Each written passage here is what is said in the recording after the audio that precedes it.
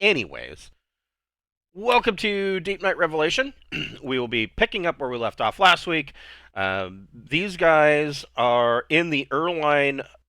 They found the Erline home system, the long lost Erline home system, the home planet having been bombarded over 40 some odd years by asteroid impacts from the Citadel. Citadel Prime in this case, because it had detected that there was an infection. It didn't really know the manner of the infection. It just knew that there was an infection and that things weren't good. Erline were dying. It was spreading, and being a computer, it it thinks in ones and zeros. It did the binary math and came up with a fairly logical conclusion, realizing that there are other Erline colonies, and in order to protect or to follow its primary mandate of protecting the Erline species, um, it it had to just it just had to destroy this planet and kill everything on it, and that's what it did. But it didn't kill everything in the system, so it declared it declared the planet, I guess, safe. But just to be sure, it put some automated satellites around the planet. And after the bombardment, the planet is volcanic, and there's earthquakes, and in a couple million years, it's going to be pretty much like Venus. It's just going to have this, you know, heavier and heavier and heavier buildup of volcanic ash and smoke in the atmosphere, and carbon monoxide, and it's going to become a hellscape. But so that planet's done, right? So it's no more. But these guys have boarded the Citadel, and in that meantime, there was another colony in system, and the Citadel had moved all the Erline off of it onto um, a habitat that it made out of a rather large asteroid. And its mandate is that they all stay there. And if there are any new Erline that are added, and there have been some, there's a ship graveyard out there. If any new Erline, they have to go through a 2-year quarantine process before they join the general population. And so, and I mean, this asteroid doesn't sound like it's. I mean, it's habitable, but it doesn't sound like it's a great place to live. But evidently, there's, what did we say, something like 50,000 Erline living there, or something like that. It's got a total capacity of like a million, which really would be cramming them in there. Anyways, But there's signs of the airline having self-harm issues yeah, due to lack of purpose which and is shit, why it though. moved them. The Erline were floundering as a species, not so much due to a lack of resources, but more so due to more so due to depression, a lack of purpose at this point. Their homeworld, I mean, they had a front row seat, being able to watch, you know, Citadel Prime just destroy their homeworld. So these guys, having boarded Citadel Prime, have discovered that Citadel Prime is it is myopic in many aspects, because it's not an AI. It is more of a very advanced expert program, or with an agent uh, app. It is very very cold, very black and white, very digital. But it's not it's not stupid. And it has gone outside of its programming a number of times. For instance, it has made changes and updates to itself. It built its own shipyard to build more citadels. It built the habitat. So it has gone outside of its bailiwick, and um, and not all of those endeavors are, the most economical, or even the best way of, or in any way the best way of going about it, but it has done what it can outside of its program. And And like I said, it's not stupid. So they have found that it is a little bit inquisitive, and this has led to them uploading information that they have, and their little, um, you know, cartoony blurb about what the Deepnight entity is, and fed it that information. And so it has been uh, essentially crunching that data, and because this is new information that it did not have before. And so that's where we will be picking up. Um, Before we get started, we would like to thank a friend of the Greenwater Guildhall. None of these are sponsorships or partnerships of any kind. Today, want to bring attention to um, the. It is a Kickstarter in conjunction with one another. It is from Zika Toys and Great Leap Toys, um, and they are basically doing a reissue or a modern take on the reissue of the Mattel Eagle from Space 1999, the Eagle Transporter. And it is absolutely amazing. It is bigger than the original. So the original Eagle, if you are old enough to remember it, it came out, I believe, in '76, and it was just under. I think it was just under or just over 3 feet long. I remember that it was very close, like maybe a couple inches shy of actually being the same size as one of the production models that they used on the show from Space 1999. This one's even bigger. It's like I believe it's 4 feet, like or just shy of 4 feet. So the thing's huge. Just like the original, the command module comes off, the rear thrusters comes off, and you can put those two together to make another ship, which was seen in one of the shows. It was the Eagle probe.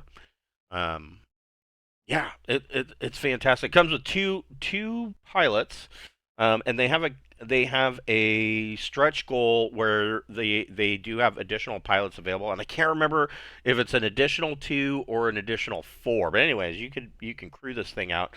The sides open up.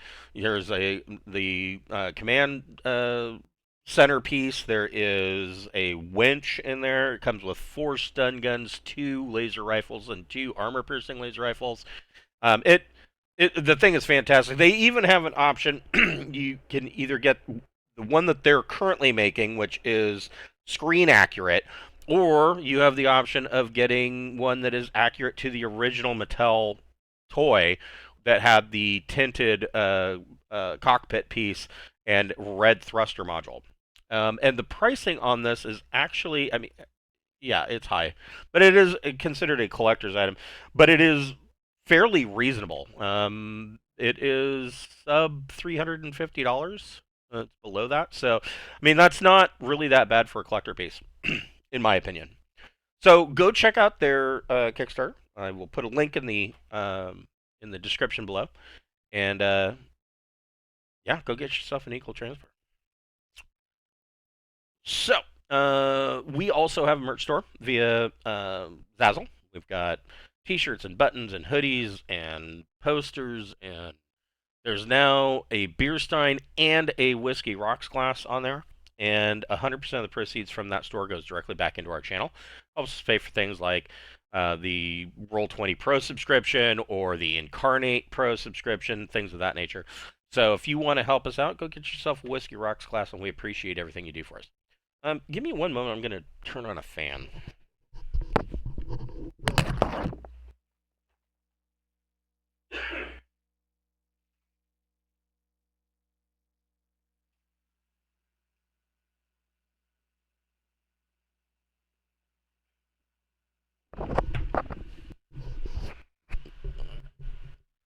It's actually been rather chilly today for a change, but I keep forgetting that these headphones get warm after a while.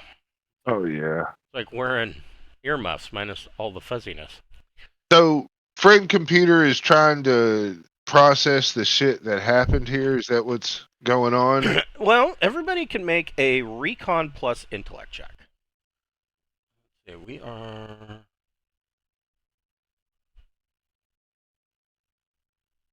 We are missing Jack. No, I'm here. Oh, but I might not be on the screen. That's Yeah, true. yeah. Whoop, wrong Jack.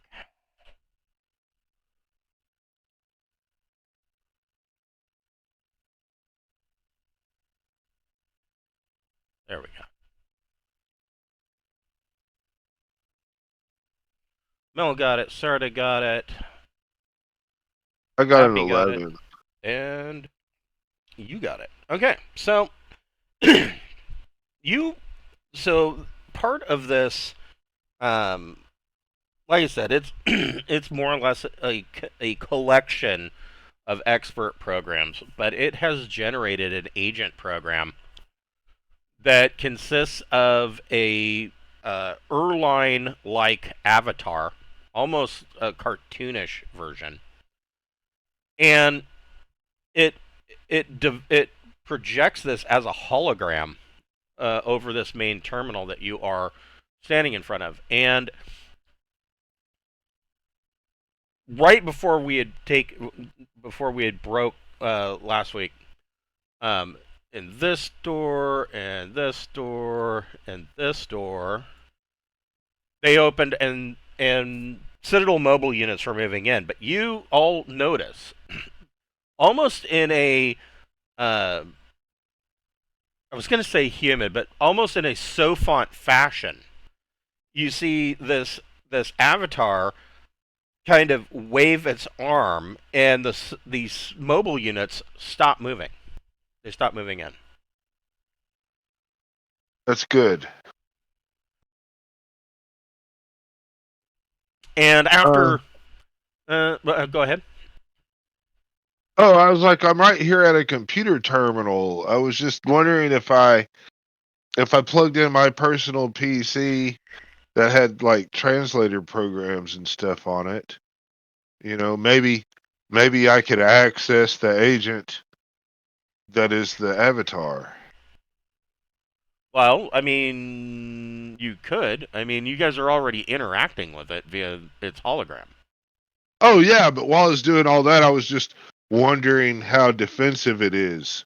I mean, if I could go in and give it, give it a priority of accepting us as No, just not. admit it. You wanted to alter the hologram and give it tits. Yep, that's part of it. But first, I mean, if I could do something to, manipulate its programming, without it turning hostile, I mean that nips a lot of problems in the bud. But I mean, if me doing, so I guess the first thing I would do while it's pondering and people are in there talking is I just want to see if I can access the agent. Go ahead and make an electronics computers plus intellect or education check. And do I get the difference of the? Because I'm doing a TL14 computer. That is true. You are. Let's see here.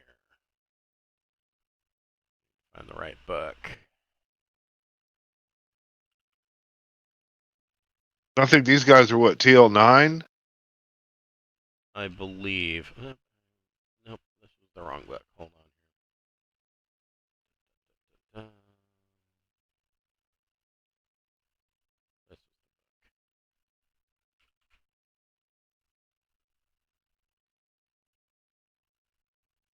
I'll be right back. Okay. Okay. Yeah, these guys are TL9. Yeah, so you get the bonus of the difference between TLs. So plus 5.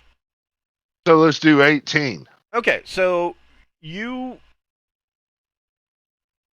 in your process of you breaking in, because I mean, this is initially when you access, it doesn't seem to be stopping you, but the further in that you go, the more firewalls and roadblocks are getting put in front of you. Excuse me, and it seems fairly defensive about keeping you away, but you are able to crack in. Okay. Now I have to wonder if this is really, you know, I gotta think about what the fuck I do. Uh, I think I just want to monitor what it's fucking doing right now, and you know, So the uh,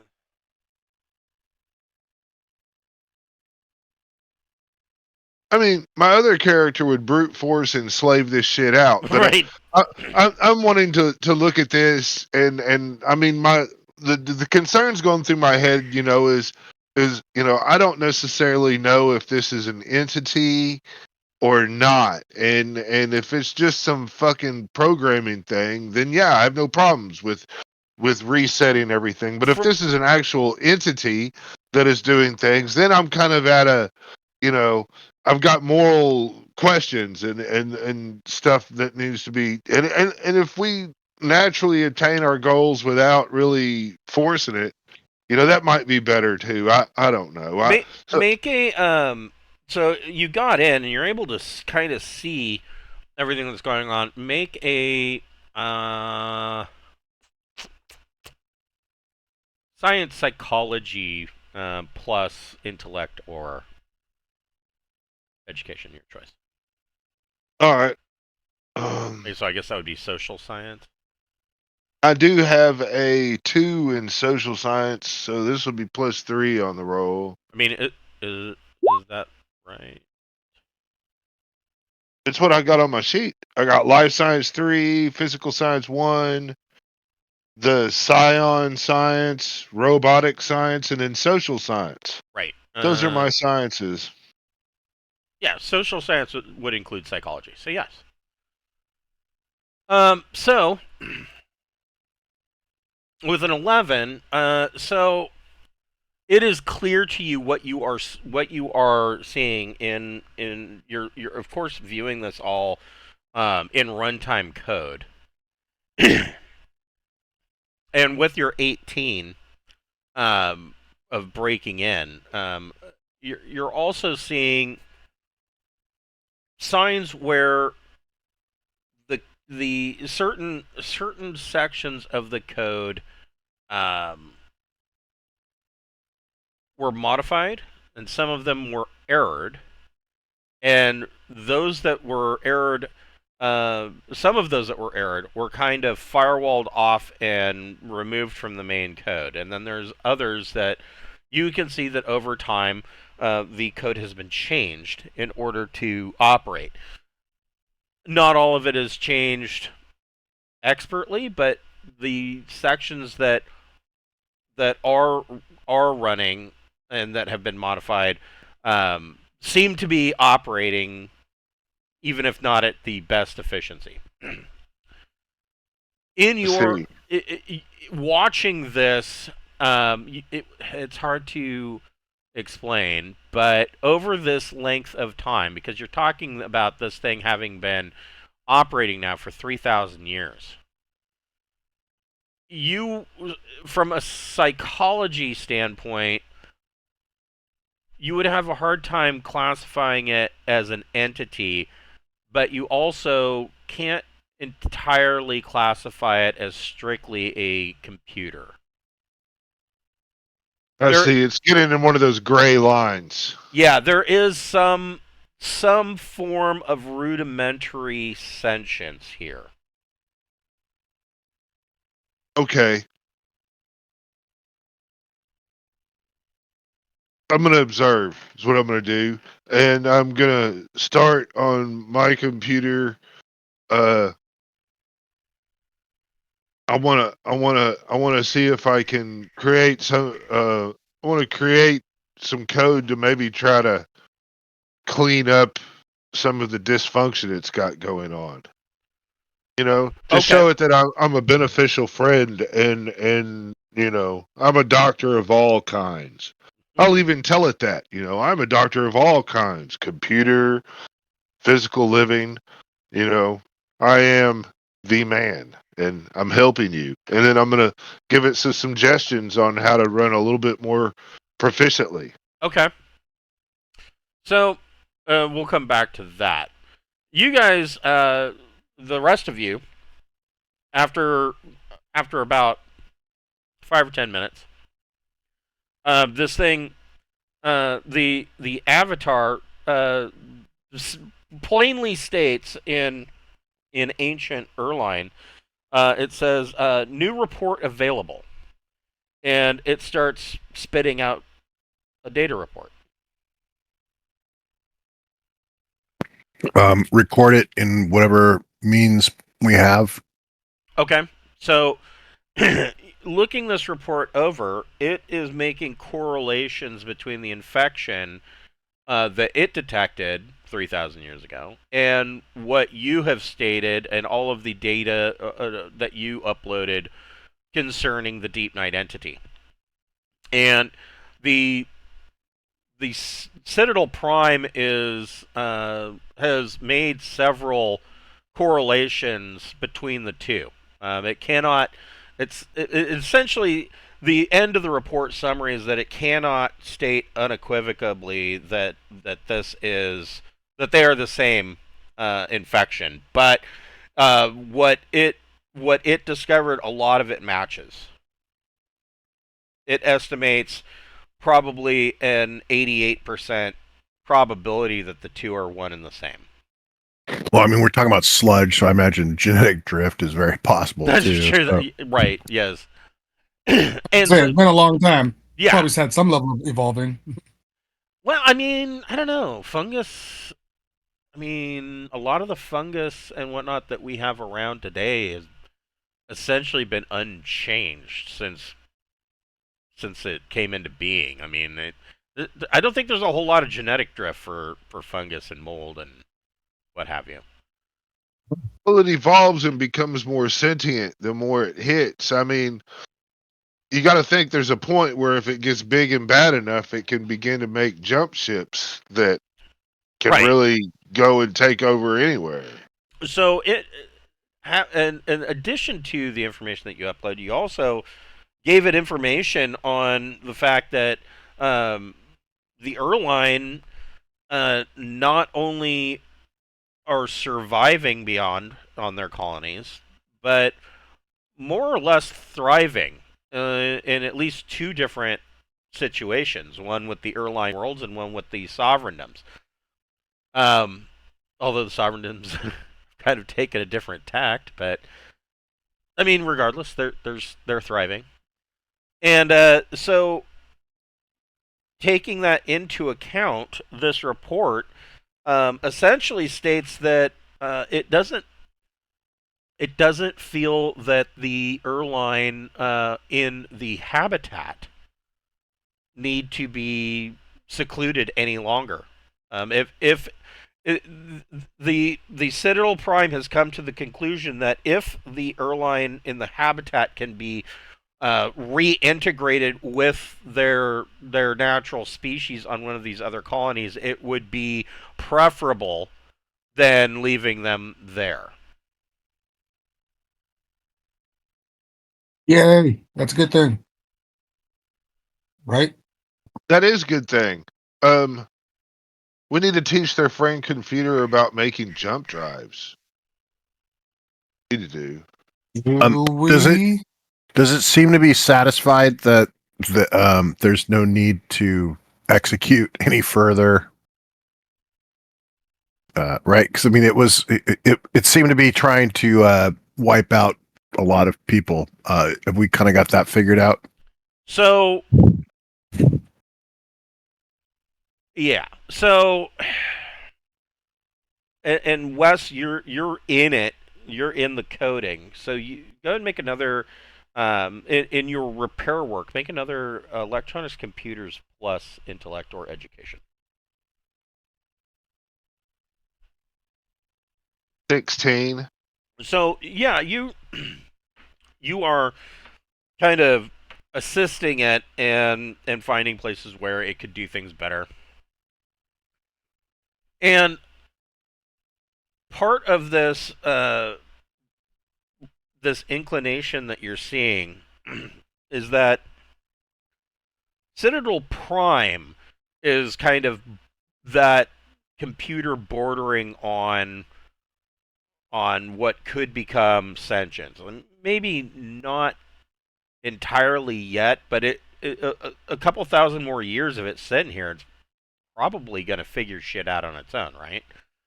So I'm not necessarily certain that Citadel Prime would be entirely self-aware, but it is approaching that singularity.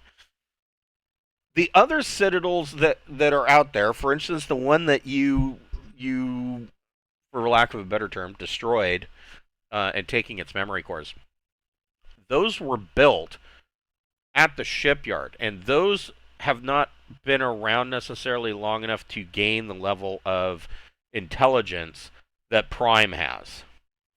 And so they're still looking at things very black and white, and sometimes when they are given a conundrum that they can't see an easy way out of, or really around, they switch to the black and white reasoning. It's safer to view it as a threat. It's safer to view it as a threat and eliminate it and move on. And so Citadel Prime is now knowledgeable in all of that. But you have to remember that all of the other citadels that have been sent out, they're traveling at subluminal speeds. And so, they're basically using slingshot maneuvers and things of that nature in order to propel them out into space. And it takes them a long frickin' time to get anywhere. Hundreds of years at the very minimum. I mean, just to get 1 parsec, you're probably talking 2, 3, 4, 500 years. And so it takes them a long time, and these things have been sent out, numerous times.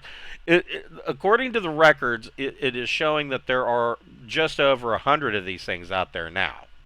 And some of them are programmed to basically on a loop, and they will come back, and then Citadel Prime will share information with Citadel Prime.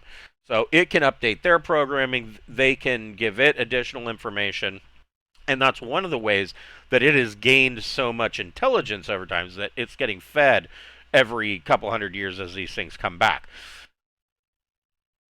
It wouldn't be able to send out any radio signals at these distances, even at light speed. It's not going to be able to contact anybody. That radio signal, by the time it reaches one of these other citadels, it's just going to degrade and fall apart. So it can't communicate to the other ones to cease and desist. But in this case, it can give you a master key shut off, essentially. Now, one of the other things, you guys brought this guy along. He is a Erline historian that has been traveling with you. And he's voraciously taking notes on everything. And so the Citadel Prime essentially is giving you a master shut-off key. I don't know if shut-off's the right word. Basically, it will tell the Citadel to disarm. And so that way... Let's ask the historian if he can think of anything else to ask the Citadel while we're here. Well, I mean, I know stuff I want to ask it. Like, if it knows a way across the fucking void. It does not. It does state that it has that it did send out 5 citadels in the direction of the Great Rift. None of those have ever come back. So they could be out there. Okay, somewhere. yeah. Anything else you want to ask it? What is that? What is that Erline's name that fucking Pappy was fucking? No, he was fucking the other one, the Tenapal. Oh. Yeah, I was like, hey. He doesn't have crabs. Well, I was gonna hook her up, but we have been more cozy with one of the factions of these Erline.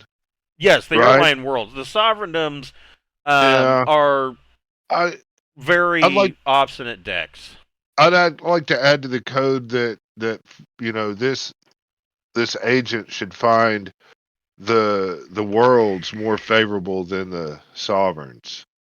Uh, you know, Yeah, but do you want to do that? yeah, kind of do. Because that could, I mean, you can, but I mean, you really need to think that through. It might decide that if the other ones aren't favorable, it's just going to wipe them out. Yeah, Right. I don't. I mean, I don't think we use them to create race war, but I mean, Race war. Well, no, I was wanting to not Summer, really your do. I first was race war. wanting to put the head of the sovereign. I'm sorry, the worlds.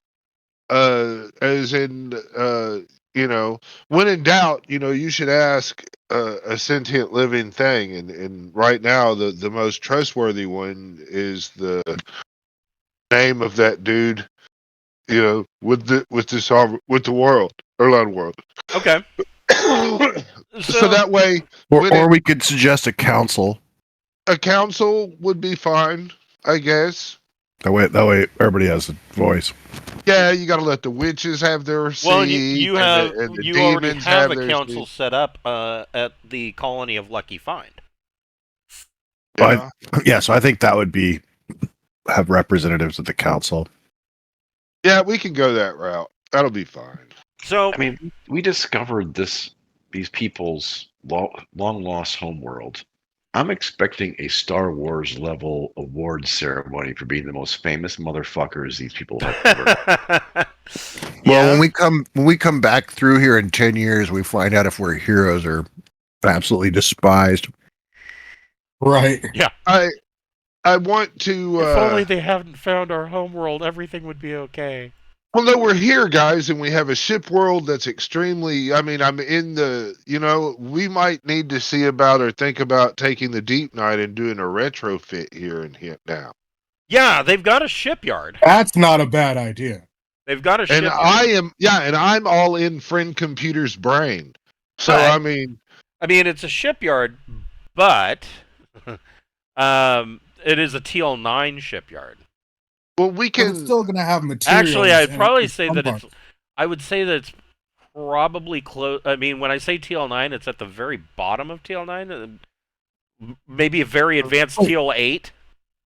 But we But could why would all use of them it- be? Shouldn't some of them be higher because they've come back to this place from other places? You haven't found any, and the Erline worlds are, and the Sovereigndoms are actually the highest tech level that you've run into out So what if we teach? Well, raw materials. I'm constantly using it. What if we thought about doing? We'll offer Friend Computer. A lot of good science.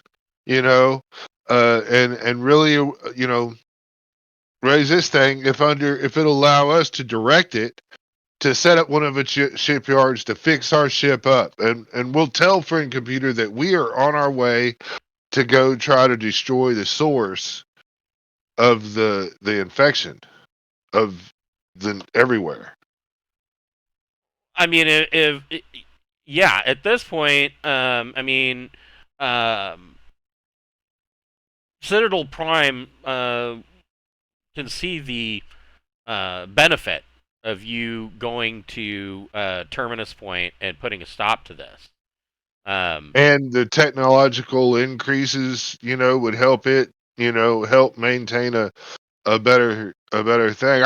I kind of got a like into this thing is for some reason, and so I mean, if I could teach it how to make its brain a bit more powerful computer, that would be cool. I mean, by the time it gets it all set up and everything, we'll be long gone anyway, right? So yeah, I mean, go ahead and make at this point make a whoever wants to, if that's what you guys want to do, make a persuasion plus intellect check. I've got persuade and I've got intellect. You're smarter than me. Well, it's only a +2 in all of it, but whatever, a 9. So, yeah, like I said, Citadel Prime can see the benefit of this. not only, I mean, really, its end goal, your end goal matches its ultimate end goal.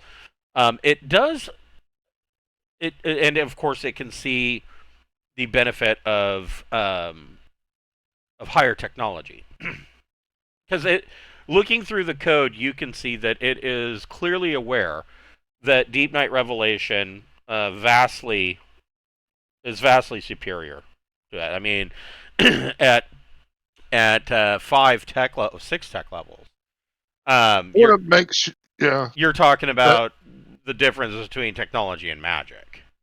I want to make sure that Bocephus, Pappy, Mel, and Sarda are all have admin status.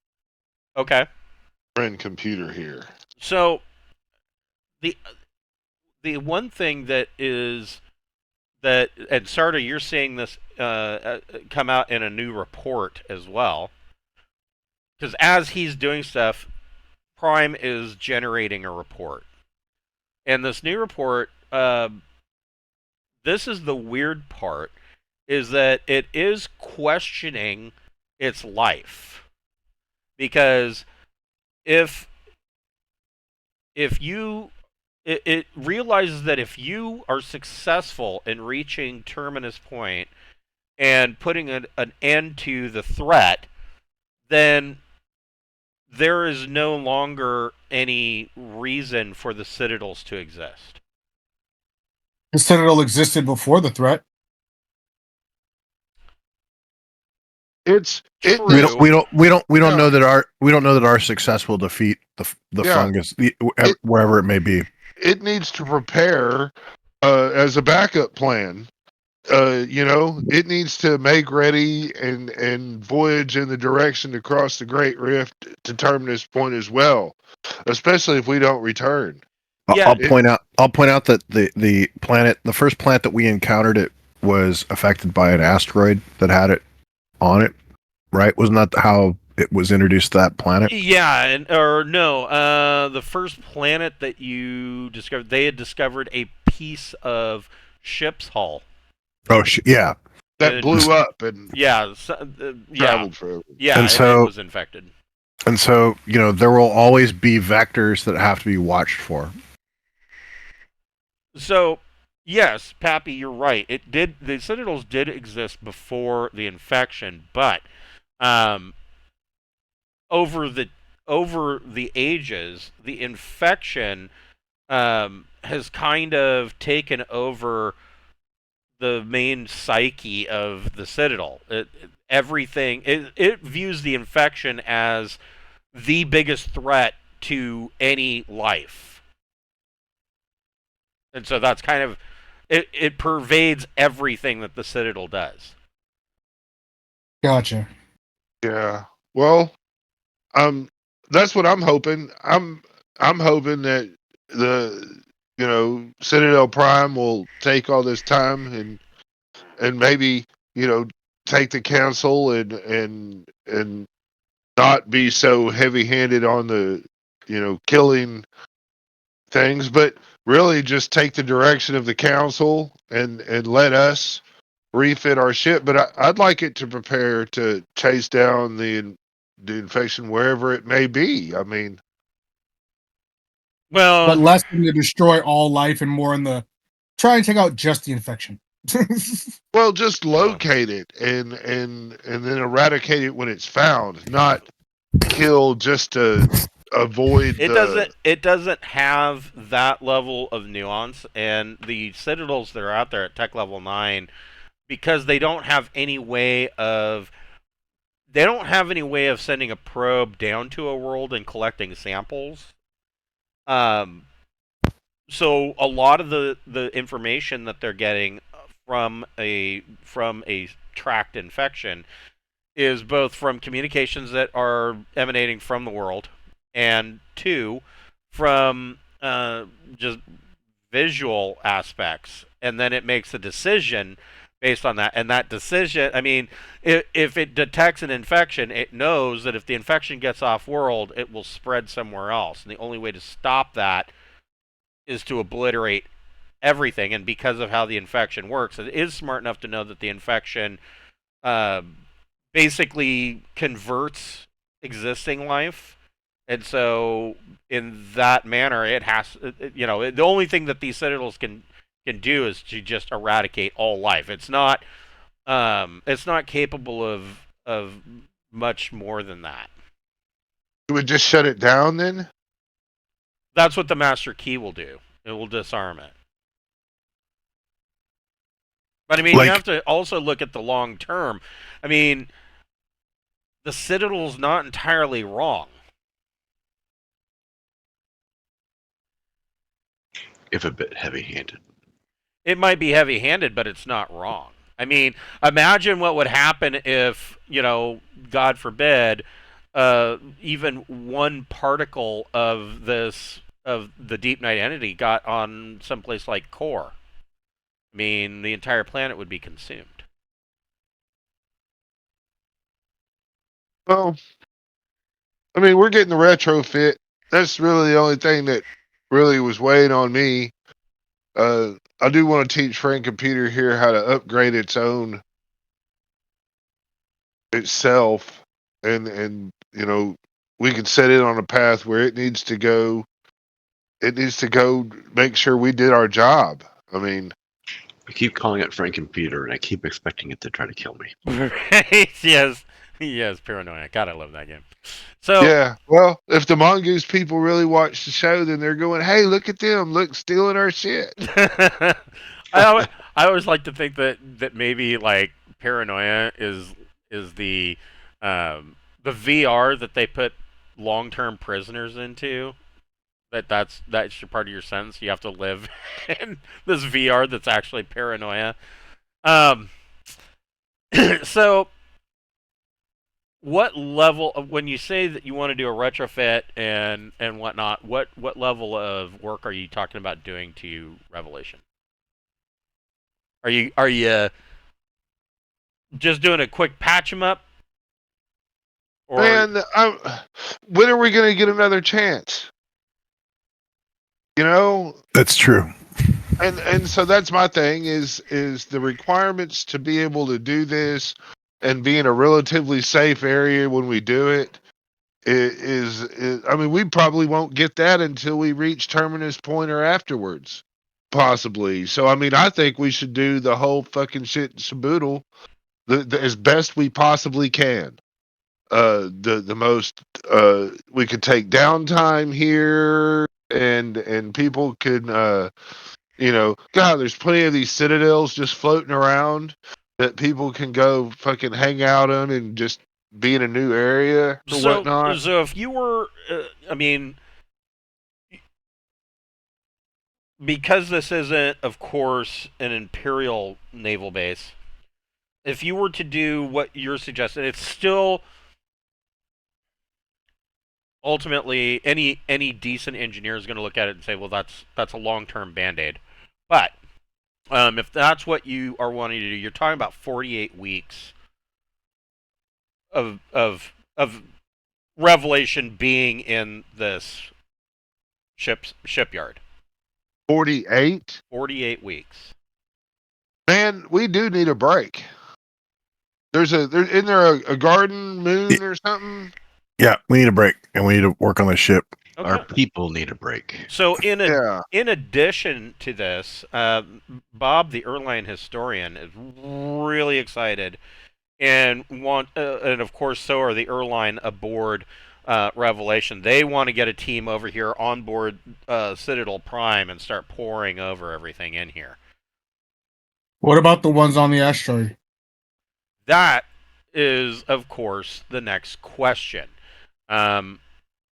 That's where they need to be focusing on, is getting on the asteroid, sorting those people, and finding out what condition their own people are, and sorting that. I mean, hell, they would spend the next at least 40 weeks or so sorting and getting all that going, I would think. So Right? the other problem is you guys sent Revelation off away. So you would have to jump to go get Revelation to come back to the shipyard. Oh yeah. No problem. I mean, that's it's worth it. I believe. And I mean, hopefully, in the time between, the Erline don't do something stupid with the Citadel. yeah. Well, I mean, I'm thinking if we don't let them take over the Citadel until after we leave, you know. I Yeah, mean, I'm all in. I mean, I think Friend Computer is my bitch right now. Uh, so I believe that you just went 1 parsec space yeah. south. So right up here is where, or no, that wouldn't be it. It would have to be this one because this one has a gas giant. So yeah, you sent them out into 1 parsec of empty space if you want to jump that direction and drag them back. Josephus will stay on Citadel Prime and make sure that the Erline don't move in and take all that over. Okay. You know, I mean, well, us them not triggering it, doing stupid shit. You know, it's just worth it. They can go to the asteroid and start working on reintegrating there, but at the present time, Citadel Prime is just not advisable for them to come aboard. All right. So who all is going on the Destinex to retrieve um to I mean, retrieve naturally, I'm going to be doing some fly-in. Yeah, we need somebody that can I'll be happy to go. okay. So we need somebody that can do astrogation. And since you're jumping to an empty hex, your the astrogation check is going to be astrogation plus intellect or education, and it's going to be difficult. You need to get a 10 plus. I've got what, two? I don't know what the fuck they're called. Ranks, and education is 3, right? Yeah, so that's you definitely should be the astrogator for this. That's what it sounds like. Yeah. I have a 2. You have a 5, so you are far better. Exactly a 10. Well, shit. Okay. I'd So rather be lucky than good. yes. So you are able to astrogate and set up that jump. Who wants to make an engineering power plus intellect or education check? Since Pappy's flying, I guess that's going to fall on Sarda. Yeah, that's my I don't have shitty. engineering, so I've got. I've got it. I'm not great at that. If you've got 1 rank in it, you're better than me. Yeah, plus I 4. have no ranks in engineering, so I'd be at a -2. It's J drive that is my specialty. I have quite. You said engineer. No, that'll do it. It's a routine check, 6 plus. And then Mel, anybody who wants to make the engineering J drive plus intellect or education check can do so. I'll go for that one because I've got a 5 in that. 16. Damn. Nice. So you guys jump and are out for a week. In this week-long journey, Well, that's right. We're transitioning. yeah, I mean, so you guys that are on the ship, you don't have a whole lot to do with 1 week in jump. If you want to put that towards study time of whatever it is that you are studying, you could. All right. Maybe I should learn engineering. It seems to come up a lot. Having it be trained is useful. Yeah, at least not having a negative is always good. I'll do that Yeah. then. I'll take engineering up to trained. Okay, so let's see. What was it? 8 weeks is the training period. Is that right? Yeah. So you get if you're just putting down on your sheet now that you're studying engineering, you can put that you've got 1 week out of 8 that you're working towards. But you'll get to jump back, and then Yeah, you'll get another week from jumping back. yeah. At the end of the 8 weeks, once you have a total of 8 weeks, then you make an education check. Where should I keep track of this? That's a good question. I'm not Sure. Oh, because you're on that Take a look at somebody's character sheet for Roll20 or whatever. Yeah. Got it. So There's a there is a study period section where. thing. There is a There's study a period. section for study period. Yeah. So that. Yes, there is a section for study period. So there you go. So if you only need one period, and in skill you would just put down that you're studying engineering. So you only need one period. It needs 8 weeks. So you'd be at 7 weeks total, and then at the end of the 8 weeks, you would make an education roll. So it'd just be 2D plus your education modifier, and you need to get an 8 or higher. And if you succeed at that, then you get engineering 0. Cool.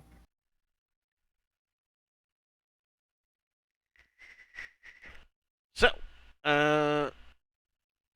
Bocephus, because you are back on Citadel Prime,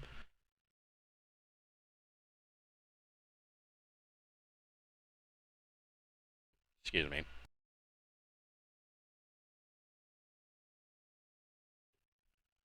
Still getting over this. Anyways, you're back on Citadel Prime. There's a lot going on. You and Bob, the historian, are kind of. Well, you're poring over all the data in here, and one of the things that you are noticing. So, you had questions about the habitat, and the Citadel Prime. Whenever you ask something like, and over the course of the 2 weeks, you ask a million different ways, wanting to try to find out what is. You don't have another ship. Yeah. Trying to find out, what is the state of the occupants of the habitat, and you always get the same response. It gives you a report, and the report tells you gravity is generated by so many revolutions per hour. Oxygen, nitrogen levels are kept at such and such.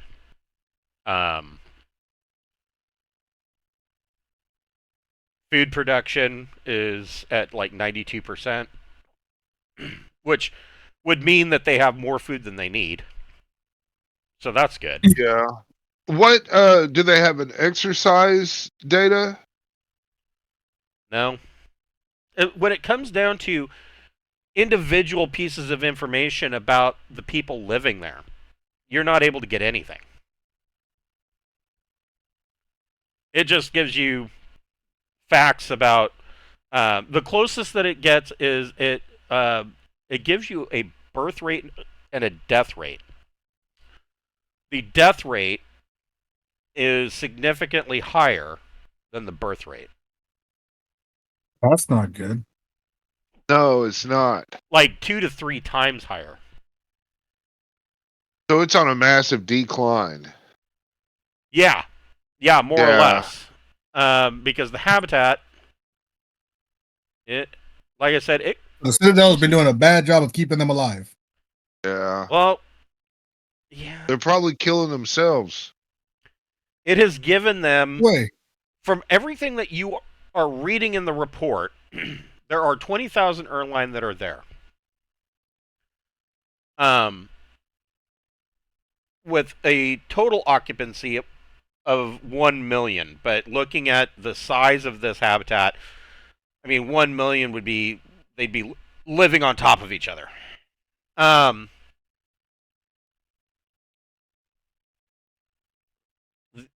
You're seeing that there is a higher death rate than birth rate by 2 to 3 times. Aside from that, the only thing that you can really tell is that physically, the Citadel has given the habitat everything that would be a physical requirement for them to live. Yeah, Technically, for them to flourish. doesn't give them the mental side. I need to introduce friend computer about psychological sciences. Possibly, yes. So, I mean, I'm sure I've got some fucking PDF books.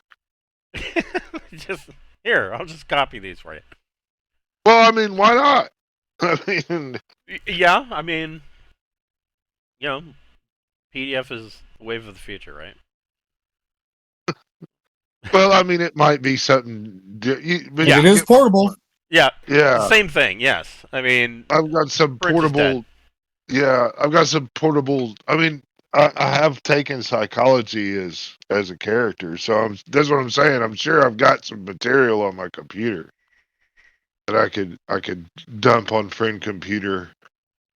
You know, Yeah, go ahead and make a electronics computers plus intellectual education check. I'm using my computer.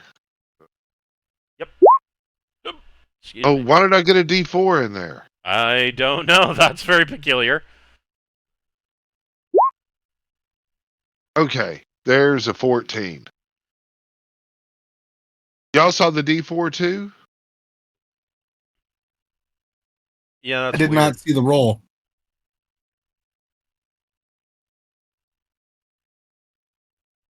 Anyway, Very peculiar. Anyways. Yeah, a it's 12 not. or a It's 14. not letting me. Oh, I guess it's. So it doesn't even show it on the chat that D4 even came up. Huh, weird. Anyways, so with your 14, you upload this information, and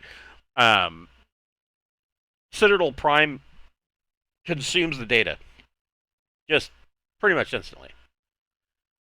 But it is a computer, and so it cannot. It consume the data. It has the data available to it, but it has no frame of reference to adequately apply that knowledge. Oh, well, I mean, You're gonna have to write a program for it. well, no, the council is coming, you know, and to help with all of that and to take over the care of the people in the asteroid so they can flourish. Right.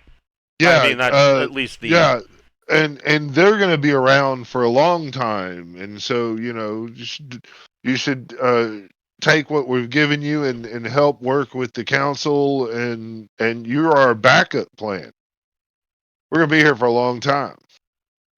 So, you guys on the Desnex, after a week, you come out of jump, and somebody needs to make a electronics sensors plus intellect or education. Got it. 12. Okay, so you are able to pinpoint revelation, and here's a question. Okay, you guys do have a deep space maneuvering system, so this is where this deep space maneuvering system comes in. So a maneuver drive only functions when there are planetary masses near it. I mean, it can work around asteroids and things like that as well, but out here, there's a whole lot of nothing because it's a blank hex. So the deep space maneuvering system is where that comes into play. That allows you to actually move at a decent rate, thrust 4. Whereas if you were just using a regular maneuver drive, you would literally be down to like thrust 0.2 because there's nothing to push it against. So, or nothing to gain the mass energy from, and so that's good. You guys, you do have that in here. I was wondering about that, and I didn't remember if it was there or not.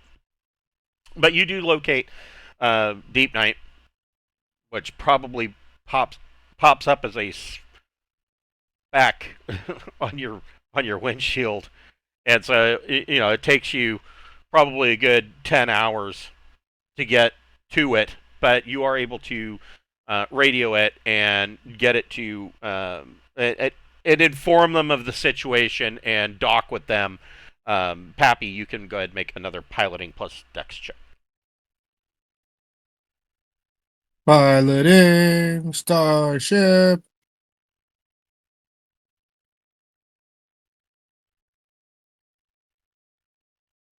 Okay, well, it's a little bit of a tough landing, but you get in barely. 10 hours going straight. I was like, oh shit, right, I gotta land. Right. Yes. So you dock with Revelation, and almost immediately Revelation is prepping to jump back. As soon as you guys are on, they're getting ready. So you aren't there for very long.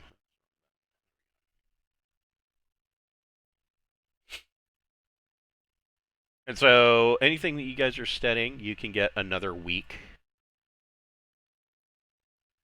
In between debriefings and of what transpired. I don't know if I've ever written down something that I was studying. Yeah, you should definitely pick one. So I mean, so from if you're going to pick a new skill at 0, it is one study period of 8 weeks. If you're going from 0 to 1, it's one study period of 8 weeks.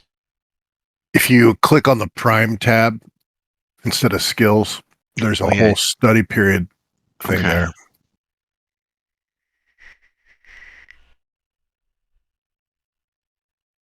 Well, shit. What should I study? That's on you. Up to you. I'm working on admin.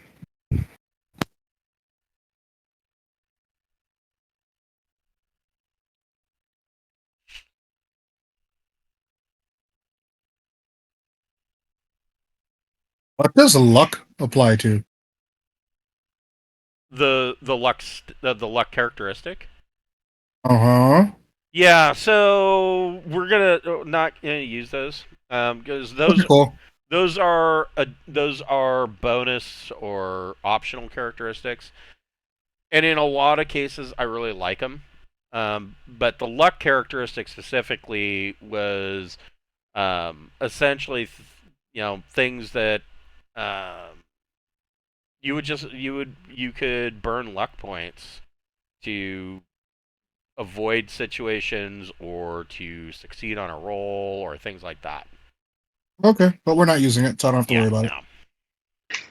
What? I never saw it. I think I'm the only one that actually used luck regularly Right.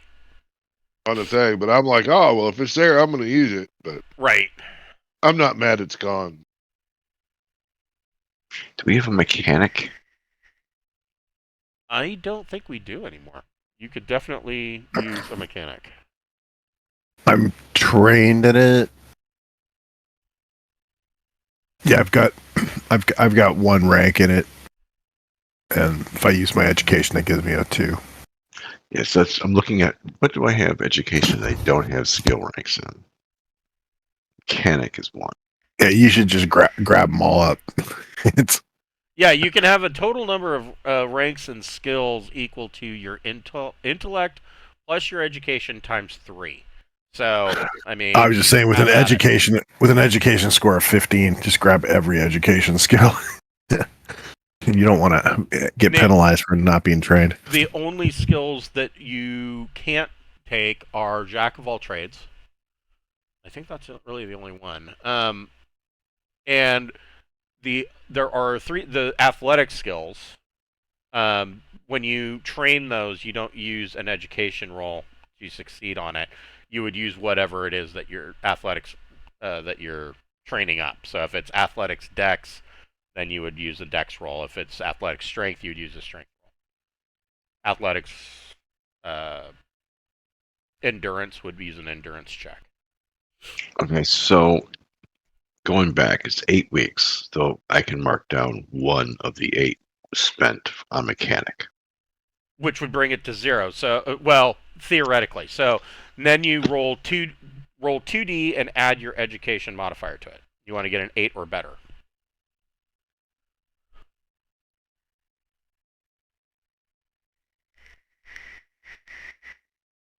But I still need 6 more weeks for whatever I'm working on, right? Correct. So, yeah. So no. So you wouldn't be making that roll just yet. You need a total of 8 weeks before you can make the roll, and you would have Right. 2. So now I have 1 week done, right? Correct. Okay. I mean, theoretically, we could just call it 2 weeks because you did 2 jumps, so just say 2 weeks. Okay. So yeah, you guys. Revelation goes into jump. In between your studying um, and whatnot, you are debriefed. You bring the command crew up to speed on the situation. Is there anything that you wanted to specifically inform them of before getting back into the home system? Is there anything that you feel that they need to know? About just tell them about the computer and how it's kind of like having a little bit of an existential crisis. Yeah, that's good to know. Yeah. So okay, yeah, you explain that to them. The Erline, both from the Sovereigndoms and the home or the Erline worlds, um, astoundingly impressed and excited by this. And then of course that starts to kind of the whole thing kind of devolves a little bit because you've got the Tenepal, you've got the the Erline home world or the Erline worlds, and then the Erline sovereigndoms, and they all start to bicker amongst one another. um, you know, each side of these 3 factions wanting to make sure that um, uh, they are equally represented, and so that all have access to the citadels. Because essentially, what they're saying is that, and this is especially true from the Tenepal, who are kind of the odd man out because the Tenepal had nothing to do with the citadels. They were their own race, minding their own business until until the Erline showed up, and so the Tenepal representative is very adamant that if there is any benefit to the Citadels, that the Tenepal need to be included because we're in this sector of space too. And so they, for the next week, end up doing what politicians do and bicker and bitch and essentially really don't get much done.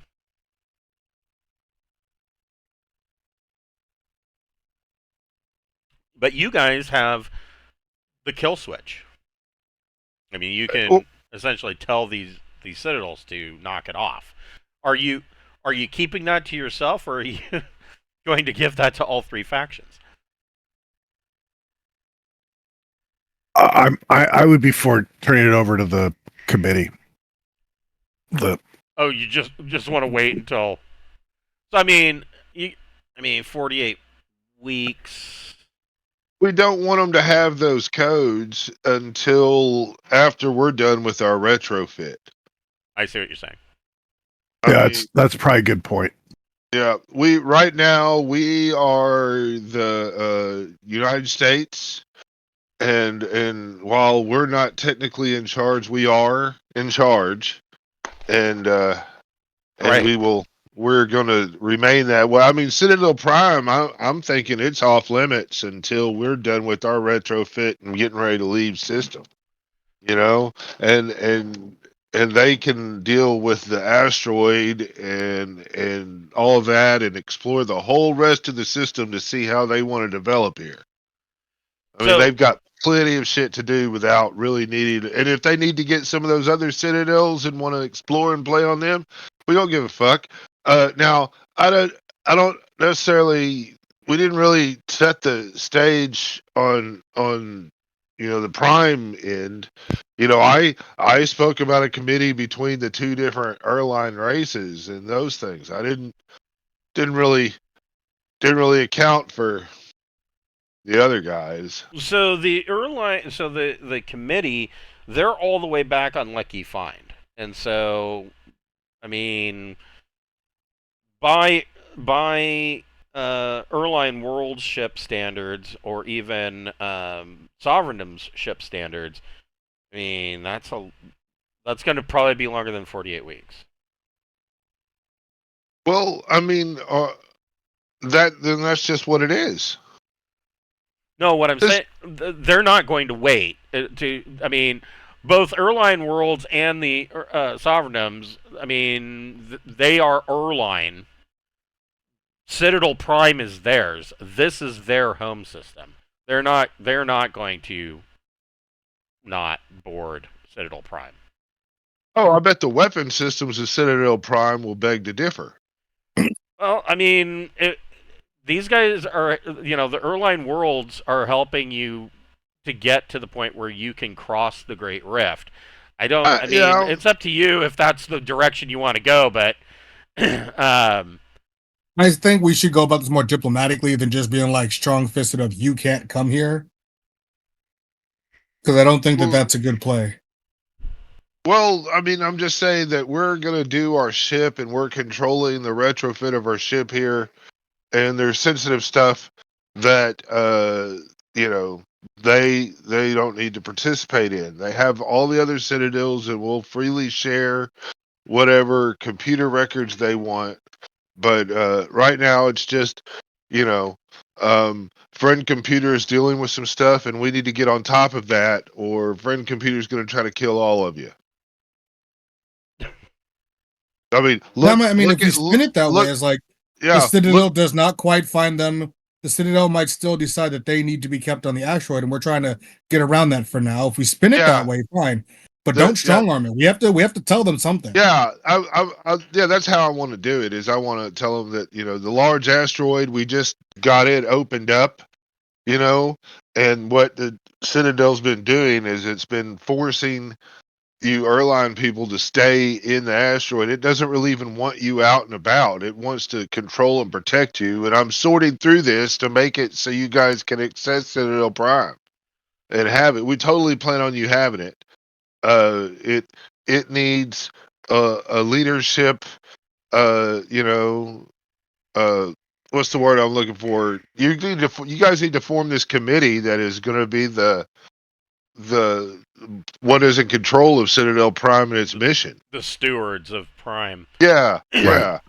And I would recommend that you come up with good guideposts and lock them in, rather than have something that can be changed at any point in time. Oh, hell yeah, I'm going to lock all this shit in. I'm about to make Citadel Prime the most technologically advanced thing in this whole system. Right. I just mean that teach it how to make fabricators and yeah. Yeah, I meant the council that We'll give it a constitution that it must abide by. And privately, I'm going to keep the historian completely up to date with regard to like all of our decisions we're making, why we're doing what we're doing.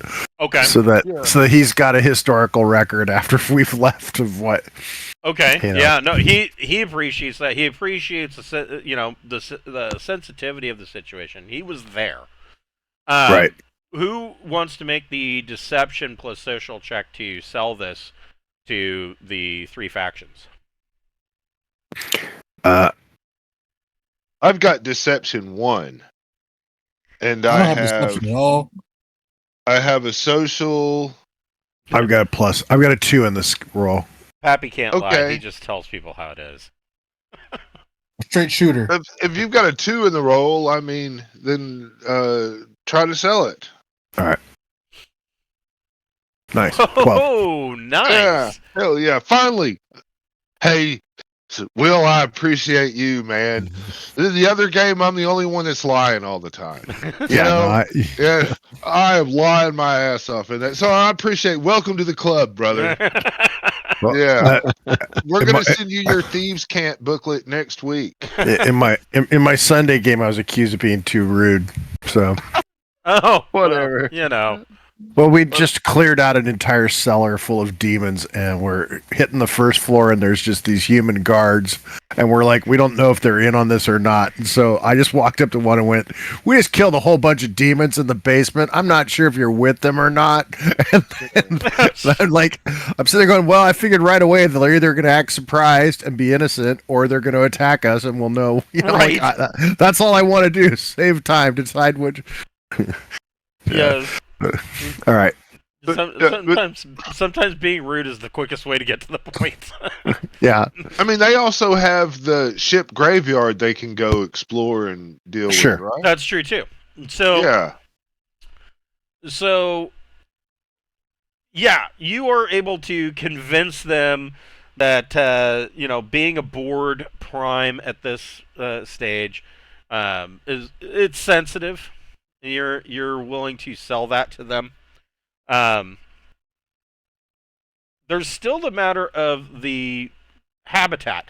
Now, Prime in the I would assume that you guys have all rejoined one another over on Prime at this point. The one thing you guys haven't been over there, and everything that that Bocephus has been bringing up over the last 2 weeks,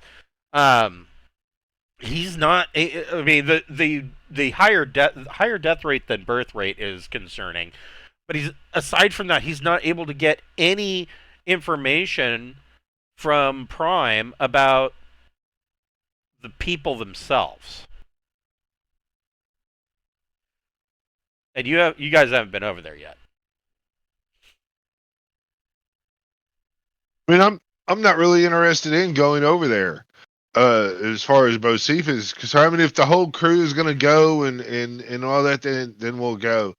But as far as I'm concerned, I'm trying to get the ball set up for finding a place for our crew to take recreation, and doing for this retrofit. I have no interest in going and seeing the concentration camps. I just don't. It's a vacation. So the committee that is formed, they do want to investigate the large asteroid, and they are going to send reps over there. Yeah, let's go see it. Yeah, you guys go ahead. I'm gonna stay here on Citadel Prime where I'm plugged into friend computer, and I'm working on this. I'm trying to get it set up to work the fucking gadgets in the shipyard so we can do the ship. Okay. Right? So did Sarda and Mel and I assume Pappy want to head over to the large asteroid, or do you want to just focus on Citadel Prime and doing upgrades to or retrofitting Revelation over the next? Man, we got staff that can handle that. I'll fly them over.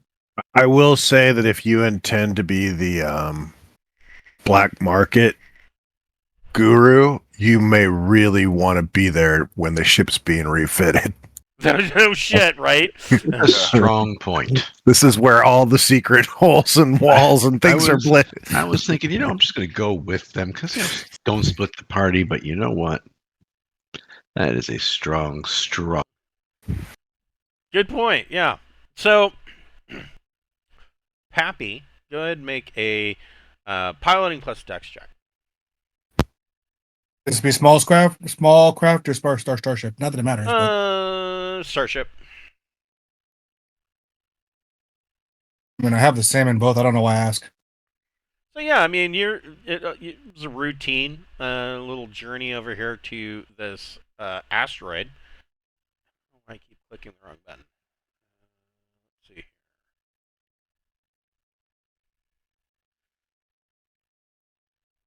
Let's see. So.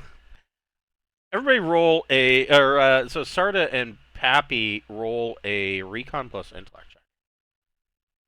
Sure.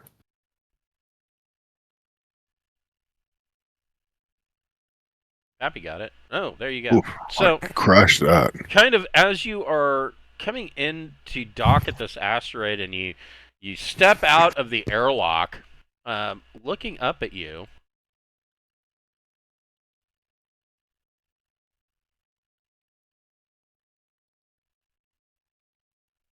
you see one of the Erline inhabitants, and the interior of this asteroid looks like all of it looks like this.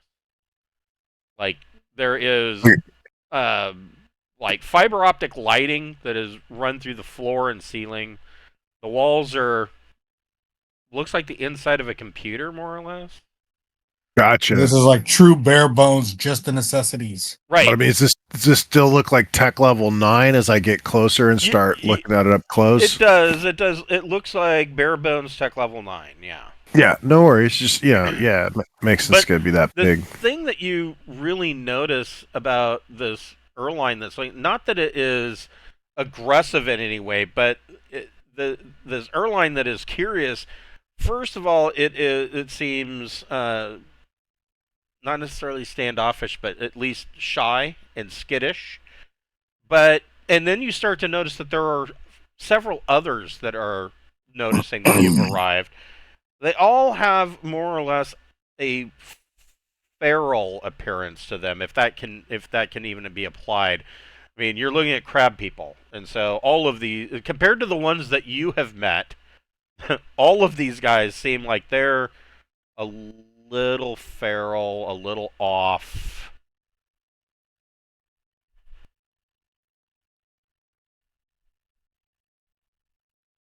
And this is one small part of this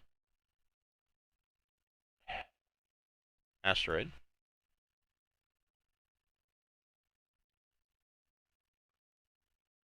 That evidently... So this is a... this is a beta, and they don't have it all fucking squared away. Hold on a second, let me fix this.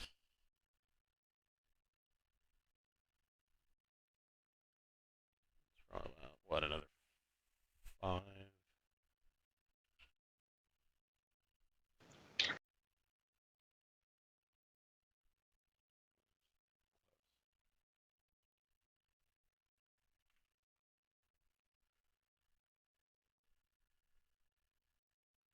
Whew, there's a lot there.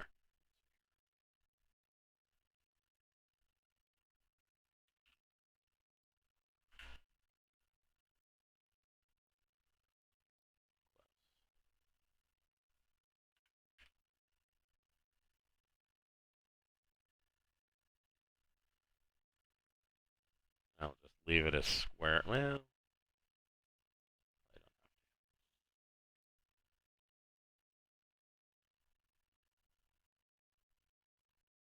see, god damn it.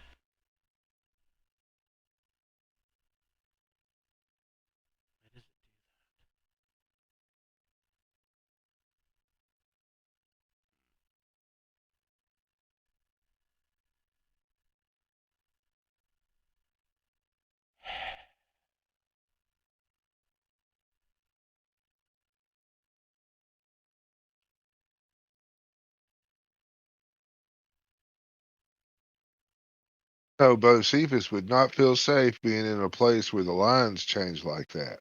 I know, right? Glad I stayed on The world, it's all wonky. the Prime. Yeah, it was nice and comfy, and me and friend computer bonding. We'll just stick to a square grid.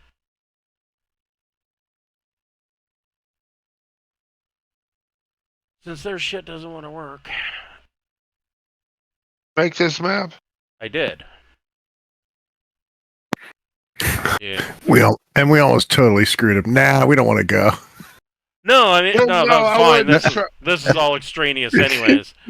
No, I know, but hours of working on a map and then like, nah, let's not go. So I made this in Incarnate Pro, and I can tell you it certainly does not take... Oh, actually, I was wrong. It does not take that long to make a map, so it was no skin off my nose. I think this maybe took me 30 minutes. Incarnate Pro is pretty amazing. Hold on. So yeah, you let me find some Erline.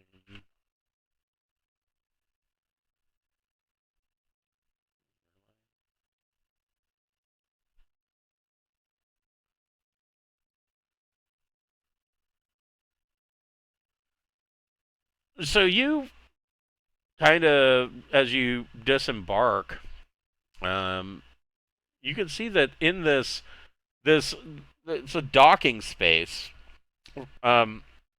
It's eerily reminiscent of the small craft bays aboard um,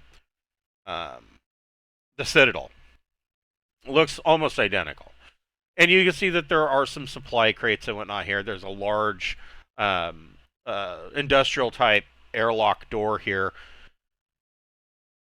and so this is obviously where Citadel Prime sends its mobile units to basically drop off stuff that might be needed by the Erline. But like I said, these two Erline that you're seeing here, they look kind of feral, and they're skittish. They are not approaching you. How do you want to handle this?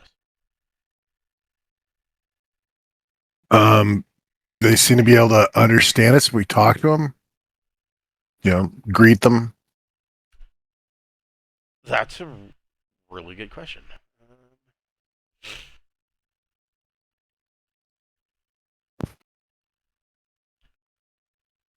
So these are the ones that were put into. These have been living here like in a quarantine, right? Is that what this is? So essentially, yeah. There is a section of this asteroid or this habitat that is for the 2-year quarantine. This is not it. This is actually the main habitat, and for you guys, since its information is now updated, essentially the Citadel has decided that you don't need the 2-year quarantine, but there is this other section, and so the 20,000 that are living here came from a number of places. If they could have been rescued from the homeworld, they were brought here. Most of the people on the homeworld died. Right. There were some that, of course, were brought here from the small colony, and then there were some that showed up. So while all of this is going on over the 48-week period, the Erline worlds and the sovereigndoms and the Tenepal go over and they explore this ship graveyard. Some of the ships that are there match early designs of both sovereigndoms and Erline world ships. So these were exploratory vessels that had gone out, were presumed lost. They have been pretty much picked over, salvaged in most cases. Parts were taken off of them. All of them show that they ended up here because their maneuver drives were basically shot out. Targeted fire on their drives, so they weren't going anywhere. And then, so those people ended up over here in a 2-year wait, and then thrown into the main habitat as well. There's now 20. No explanation, just here you go. Yeah, this is where you live now. So there's a population of about 20,000 here. They do speak, and they go and make a language Erline plus intellect or education check.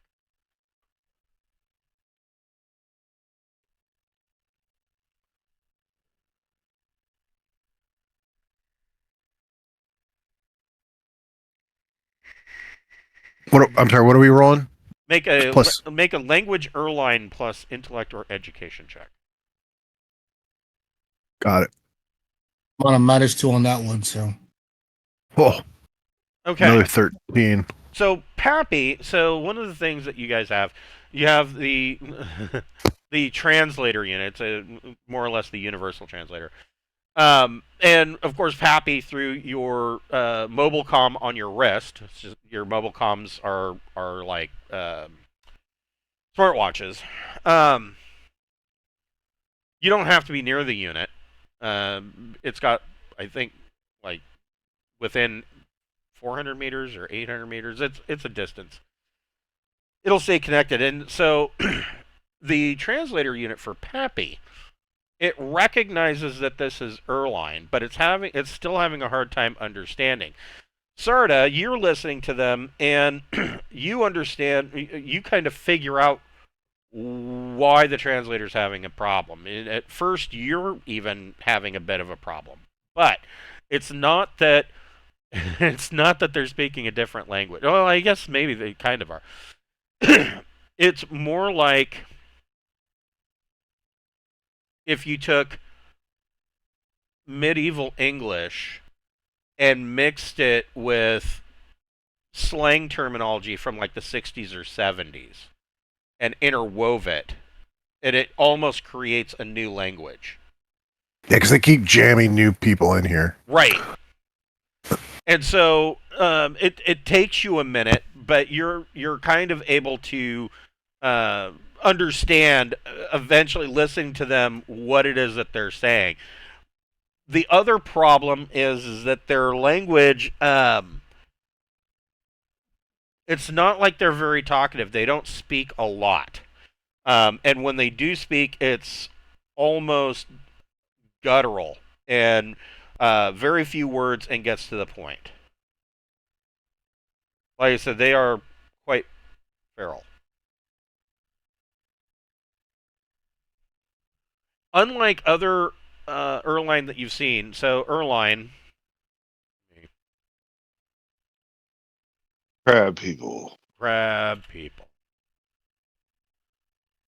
So typically, I mean, this is your typical Erline, but the ones that you've met, they have, either little straps that have pockets that they attach to their legs, or some kind of equipment that'll strap to their arms. They make use of their appendages. Not that they necessarily wear clothes, but this is kind of as close to clothing as you've seen. These guys either don't have that, or the stuff that they are wearing is like scraps, and it's almost like it's marked with like tribal stuff. So I guess how do you want to approach this? They welcome you, but they are questioning why you're not being brought in through quarantine. Do we have any of the other Erline with us? No. What about the historians here, right? I mean, you could bring the historian if you wanted. Well, of course, we're dragging the historian. Well, he's got to get the full picture. Yeah, the reason why I asked is because the historian I thought was going to be on the Citadel with Bocephus. Oh, gotcha. Okay, well, maybe that is more important. All right, yeah. But, yeah, that's true. You're probably right. That probably would be considered more momentous than this moment. But yeah, I'm recording everything instead, so I'll just speak and say, we've spoken to the Citadel. The threat that necessitated quarantine is no longer a risk in this region for now, and so the quarantine has been lifted. We're hoping to integrate you into communities of other Erline that have managed to thrive. And so it's an opportunity for some of you to go to a planet and touch grass. Make a persuade plus social check. Sure.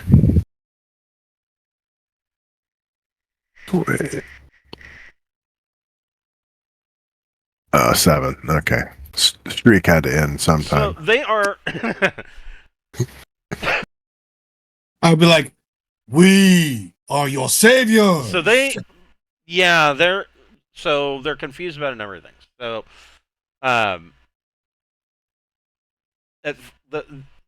the first thing they're confused about is they don't know. They don't understand what a planet is, or any concept of somewhere else. Uh-huh. Oh, right, they've been here for generations. Right. This guy comes over to Pappy and starts like kind of. He touches Pappy's face. He's grabbing his flight suit and kind of, just looking him over, wanting to touch everything. Everything. Knock it off. So they have no concept of planet or living somewhere else, but they seem incredulous at the idea that they understand the word Erline, but they're incredulous at the idea that there are other Erlines somewhere else. I'll play some footage of taken from with the Erline that had the mining operation, right? That was an Erline planet. No. Didn't you take some of their TV shows or something?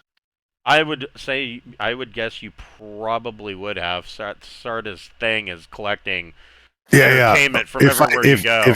If that's part of the library, I'll find that. I'll pull some up. In fact, I know that first Erline colony that you went to, you spent some time in their little pub. Yeah. Yes. Make another persuasion plus social check, and you get a +2 to this. Yeah, I'm showing them like old police dramas. Erline police dramas. Oh shit. At 11. Their version of Law and Order. That's right. All intermixed with Hake's infomercials. Yeah. regional advertisements that are my favorite. Yes. Like local lawyers, things like that. So these guys are looking at this and they are floored at this. They're leaning towards believing it more, but it's almost too good to be true. And but you are able to get them to a point where they insist that you come with them so they can show the others. Perfect. Can't wait. Let's do it. And so they bring you down to this green space. You come into this. I'm checking for like radiation. I've got my Geiger counter on. They bring you into this green space area. And there are many Erline that are in here. Like I said, this is only one section of this asteroid, because, as I said, upwards of 1 million occupants is the slated capacity. So there's a lot here, and this Erline he jumps up on a rock and grunts out to kind of get these other Erline to gather around. And he turns to you and he doesn't say anything, but he moves his arms like he's wanting you to do something. Like, do the thing. Yeah.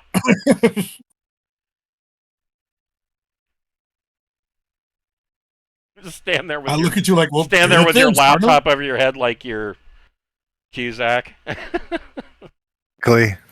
And I'll accidentally show like a few seconds of Footloose, and then cut back to do your John Cusack with the boombox over your head. And I forgot if there was a bonus on that or not. But so yeah, there would be a +2. So all right, so all 11. of these Erline are floored, and they all kind of crowd around you. And the overall consensus is that they want to know if this is true, and they want to know if they can go and meet these Erline.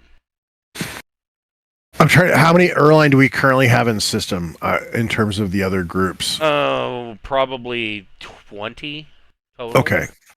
They all jumped too, didn't they? Well, but we have a few on our ship, right? There's a it seems like we have a few that. Oh, I was talking about the ones on your ship. So on Yeah. on Deepnight Revelation, there's 20 total.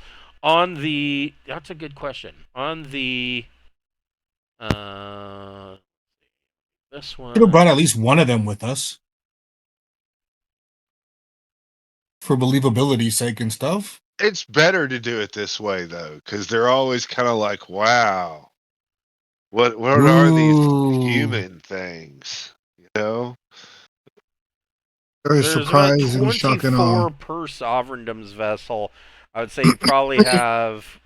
You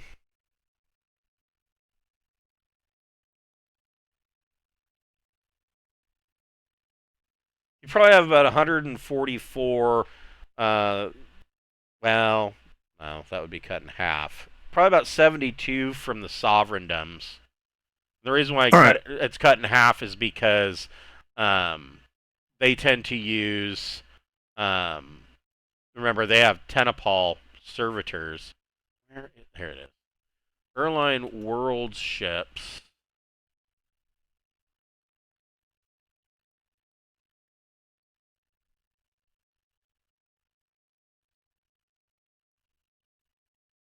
I should program Frank Computer to make the Tenepal in charge of the Erline. And so another 282 from the Erline World ships. So you've got about 354 Erline that are traveling in other vessels in this convoy. Now, there's got to be somebody around here that's in charge, right? They have to have some level of hierarchy, or are they all just kind of just floating around? Even if it's tribal, there has to be a little bit of hierarchy. I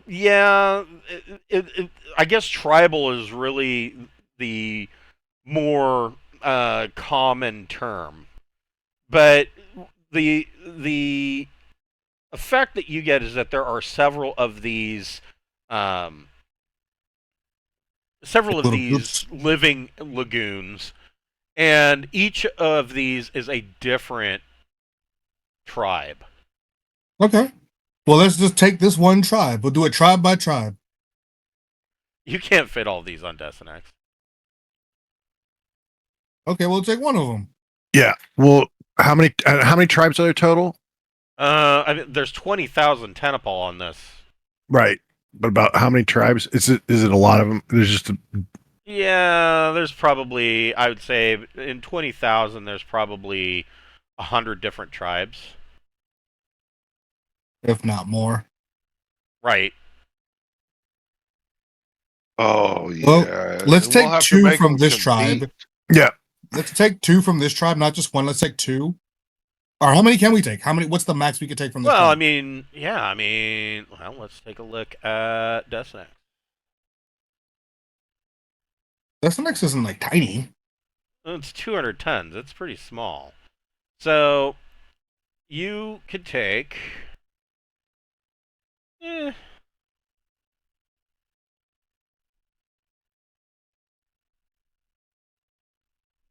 Say we could get at least 4. You could probably take at least 12.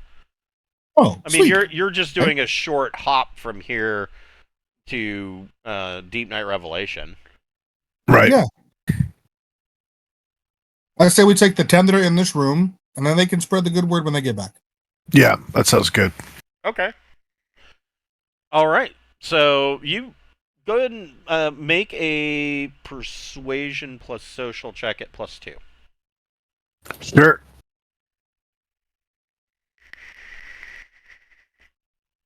10. Excellent. So they kind of discuss. You make this offer to them, and they discuss amongst themselves, and they end up agreeing to come with you, and you kind of lead them back to the Destinex, and they apprehensively board. It's almost comical. Like they're almost acting like they don't know how to enter the airlock. Like they're confused. Ooh, do we have any food to give them? Or exceptionally fearful. Yeah, you probably have some food. I mean, like some of their food, like some food that might be treat more them like they're scared cats. Oh, come here, you can. Yeah. No, just be like, hey guys, here's some here's some food that we think you guys would like. Yeah, you would have food that the sovereigns eat. I mean, they eat pretty much similar food to what you guys eat. Probably a lot of seafood. Right. I mean, I figure like that, but I imagine that Citadel Prime has been giving them like the most basic of nutrition stuff. Yes. Not like, here's some stuff you'd enjoy. Right. Yes. So they're going from like food pellets to like, oh, by the way, here's some food if you want while we make the trip, just to blow their minds a little bit. Yeah. Here's some fresh fruit. Yes. Right? Something like that. Rather than a if fruit you just want a roll-up, candy try bar, they never had a this. candy bar. It's gonna blow their mind. So you give them some with laxatives. Oh, that's a great idea in a short hop space flight. Just give them the laxatives before you drop them off. Well, you gotta worry about their gut biome already. Right. Oh yeah. Pappy, go ahead and make a piloting plus dex check. We can rebuild them. And I was like, oh yeah, we're gonna like kill them all before we even get to the ship because of food. Yeah. Oh yeah. Nice. Why is it being a pain in my arse? Now I lost where I was going. There it is. So you get them back aboard Deepnight in the shipyard, and they are, trying this food that you're giving them. They are fascinated looking around the inside of Destinex. I mean, this is just the inside of Destinex is blowing their minds, and then they're occasionally looking out, the port windows or at the monitors and seeing space and outside of their habitat for the first time, and it, complete and total culture shock. Can we radio to have a few of the Erline on our ship meet us when we dock? You certainly can do that. And so you dock, and you are, the here. You are able to dock, and several of these Erline meet you in the docking bay. Come on. Resolution is sucking on that. Looks fine to me. Does it? I can read all the words. Yeah, I can read everything. Huh. Anyway, so you guys come in and dock in your hangar, and a couple of the or a member of the Sovereigndoms and a member of the Erline Worlds meets you in the hangar, and just for good measure, a member of the Tenapal Alliance also shows up because they don't want to be left out. Yeah, no, perfect. And these Erline that you have pulled off of the habitat are slack-jawed. They are amazed that there are other Erline, but they're not as shocked as you might expect. Coming out of the Destinex into your hangar, they almost seem more relaxed. They're kind of claustrophobic. So there probably were like wives' tales or like old stories that got passed down through generation, that there were others, that we came from another place and that we've ended up here. Right. Well, and one of the reasons why they're relaxed is that the inside of the hangar is more akin to what they're used to for their natural environment. Oh. But you're right. They are all talking amongst each other about these old stories, these ancient legendary tales of, that they came from somewhere else. And that these have been passed down, from generation to generation orally. And, all of them have these stories. They're not entirely correct, but there is a grain of truth to all of them. And so the Erline are the from the members of your crew are very much they are excited about reintegrating their brothers and sisters back into their society. And of course, this leads again to arguments between the Sovereigndoms and the Erline worlds about, well, who are they going to go to, and blah blah blah. And, we have equal rights to have them join our country over your country, blah blah blah. And the Tenepal representative is the one that cuts them off and tells them, maybe once they are comfortable, you should ask them where they want to go. Part. I'm glad it came from the Tenepal, because I was thinking the same thing. I'm like, how about they choose where they want to go? Yeah, she's like, she brings up the point. She says, has it occurred to anybody that maybe they're not going to want to leave? That's fine. I mean, it's certainly an option, right? You don't want to force somebody out, but at the same time, some may. So the ones that want to go can, the ones that don't can stay. Yeah, and they can still have stuff brought to them. They can still learn more about the outside world while staying in their comfort. We can introduce them to combat sports. Give them a purpose, the gladiator games every year, the crab people will all gather together and pinch each other. So we're going to break here. Give them fun names like Ice, Shadow. Yeah. Yes. We will break here for tonight. We will essentially gloss over the beginning of next session about what is transpiring for this 48 weeks. We'll really just kind of pare that down to some roles and get you guys back on your way for the continuation of Deepnight Revelation and the continuation of your journey. So yeah, we'll pick this up next week at 6 o'clock. All right. Well, thank you. I had a great time. All right, cool. All right, have a good night, guys. Yeah, Yep. it was fun. Take care, all. See you tomorrow. Yep, see you tomorrow.